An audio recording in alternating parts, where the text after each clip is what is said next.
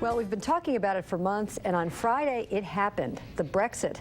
In a historic decision, Britain has voted to exit the European Union. U.S. Bank Vice President and Senior Portfolio Manager Mike Denneman has been keeping us updated on this program, and he's with Business Courier publisher Jamie Smith in the studio with reaction. And wow, Mike and Jamie.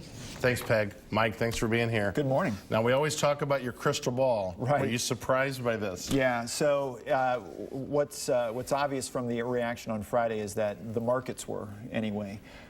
You know, leading up to this, we've talked about how, and again, maybe to take a step back, the vote was around whether or not Britain remains in the European Union. And we're familiar with the European Union. The countries have come together. They now have a common currency, the euro.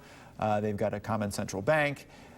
Britain, however, was always kind of on the periphery. They were part of the union, but they had their own currency. For instance, they kept the pound. They didn't adopt the euro. So the decision for the referendum was: do we maintain in the union, or do we go our separate ways? And as we know now, they've decided to go their separate way. So for the last several months, the speculation was, you know, stay or go. And most pundits, most of the conventional wisdom was that stay was the best choice, and that's what would be the ultimate outcome. A couple weeks ago, polls started to show that the vote was going to be very close. That gave the market some anxiety. We saw the U.S. markets trend down.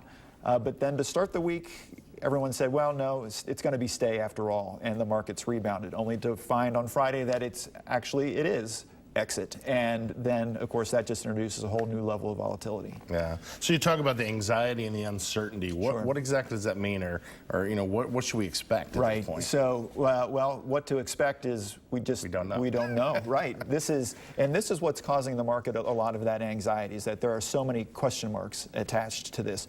First off, it's unprecedented. There's never been a country to leave the European Union, and Britain leaving is a bigger blow than most. It's a strong, healthy economy. Right. So it's not as if, you know, one of the laggard economies is leaving. This is one of the flagship, and so it's going to have a ripple effect, and it's going to impact our markets. We just don't know how much. Yeah. As this plays out, it's not going to be quick. It's going to take multiple years to iron out all of the details. It's mind-boggling how involved this is.